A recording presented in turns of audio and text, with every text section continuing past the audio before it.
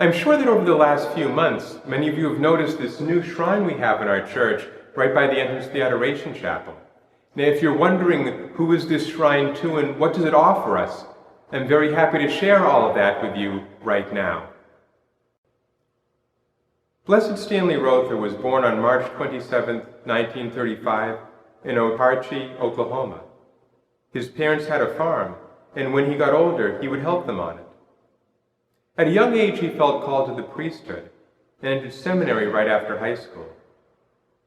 After 6 years of studies, though, his grades weren't very good, and the seminary faculty advised him to withdraw. He turned to his bishop, who encouraged him to continue with his studies in discernment and sponsored him at another seminary where he did much better. And in 1963, he was ordained as a priest. For 5 years, he served as a parochial vicar at different churches in Oklahoma.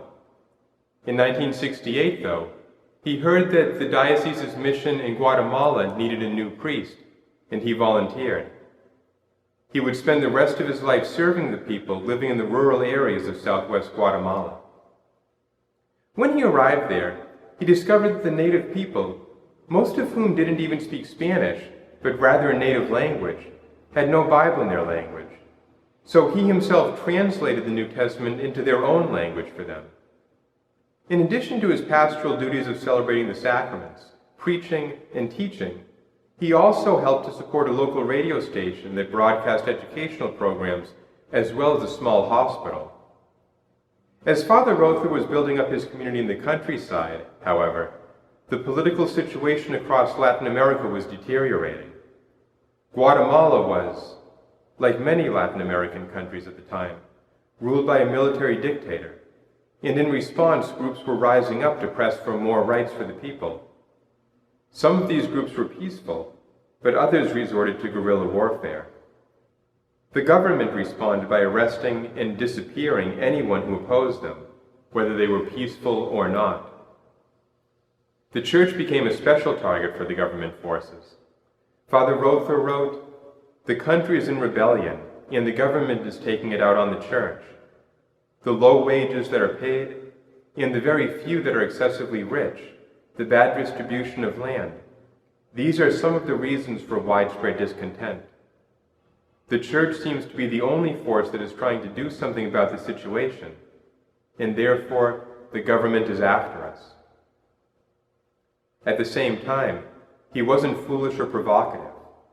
He said, "I don't intend to run from danger, but at the same time, I don't intend to unnecessarily put myself into danger. I want to live like anyone else."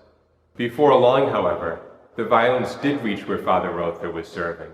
His parishioners began to disappear. Their bodies would be found dead days later, with signs of having been tortured.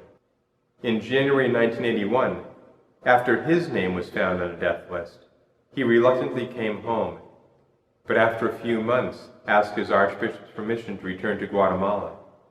He said, "The shepherd cannot run at the first sign of danger. My life is for my people. I am not scared." From April to July, he continued to minister to his people in an increasingly tense situation. Then, in the early morning hours of July 28, 1981, a death squad came to his rectory. Father Rother didn't run. Someone nearby actually heard him order the gunmen, "Kill me here." He wasn't going to disappear. His death would make known what was happening in secret to so many of his people. Immediately after his death, devotion to Father Rother began to grow. His people knew that he had been a saint in their midst. Thousands of them came to his funeral the next day. Thousands more gathered in Guatemala City for another Mass. Over the years, devotion to him continued to grow as people recognized how God's grace had been at work in his life in a very powerful way. On December 1st, 2016, Pope Francis issued a decree recognizing that Father Rother had been killed in hatred of the faith. In other words, that he is a martyr. He is the first martyr so recognized to be born in the United States. On September 23rd, 2017, he was beatified, declared blessed in Oklahoma City. In our church, dedicated to the great missionary St. Francis Xavier, how appropriate is it that we now have a shrine to another great missionary, Blessed Stanley Rother. Both of them left their homes behind to preach the message of Jesus Christ and his gospel to others. Both of them gave their lives, even to the point of death, for this cause. Both of them are now praying for us in heaven. The focus of our shrine is this relic of Blessed Stanley Rother. A relic is the piece of a body or a saint or one of their possessions. Now, I know that this can sound a little bit strange that we'd have a piece of Blessed Stanley's bone in our church, but there's a very deep spirituality behind it. As Christians, we believe that we become holy not only in our soul, but also in our body. In other words, that our whole person becomes holy as we grow closer to God. In the early church, the people recognized that then the bodies of the martyrs were holy, just as were their souls. That these heroes of the faith who would offer up their lives for Christ were not only praying for them, but that their very bodies themselves were testaments to the struggle that they had undergone and triumphed in. The early Christians found great comfort by praying at the tombs of the martyrs. Their graves became a sign of their victory and of the hope that one day their bodies would rise again. As time went on, missionaries went where there were not yet any saints. So as a way to offer newly converted Christians the same experience, the same proximity to signs of holiness, relics would be brought with them. When the whole body of a saint could not be taken, a bone would be brought. This is actually the case with our own patron. St. Francis Xavier is buried in Goa, India, but his arm is in Rome.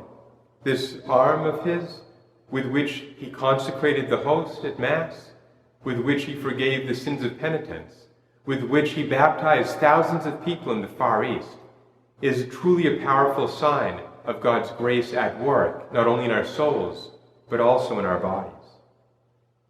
I know that all of this can sound a little bit strange to us as Americans, but I think what this is calling us to do is to view our bodies in a different way, not simply as something that we're stuck with, or something that's simply a container for our soul, but as something with which God's grace brings us to holiness.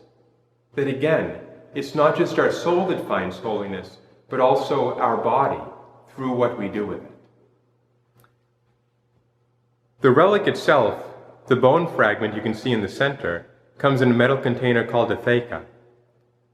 The inscription beneath says, ex ossibus, or from the bones, of Blessed Stanley Rother, martyr. The Church takes the authenticity of these relics very seriously, making sure that what we read here is actually what it is. And so at the back of the relic, you can see this wax seal enclosing the relic behind red thread. This seal was put on when the relic was produced and put into this container, and so it's a way of us knowing that it is authentic. As I said, Blessed Stanley is the first martyr to be born in the United States, and so our shrine not only has the relic in an image of him, but a couple of other symbols that I'd like to share with you as a way of recognizing that this is the shrine of a martyr. At the different corners, you will see the two great symbols of martyrs, a crown and a palm branch. Both of these were signs in the early church of triumph. And so here at the shrine of Blessed Stanley Rother, they are signs to us of his triumph over the evil that killed him and of the grace that brought him victory. I hope that these last few minutes have helped you to learn a little more about the powerful witness of Blessed Stanley Rother. As we now have his shrine in our church, we know that we can always come to him for his prayers. Just as the early Christians found great solace at the tombs of the martyrs, so may we, before the image and the relic of Blessed Stanley, continue to feel his prayers for us and his witness guiding us.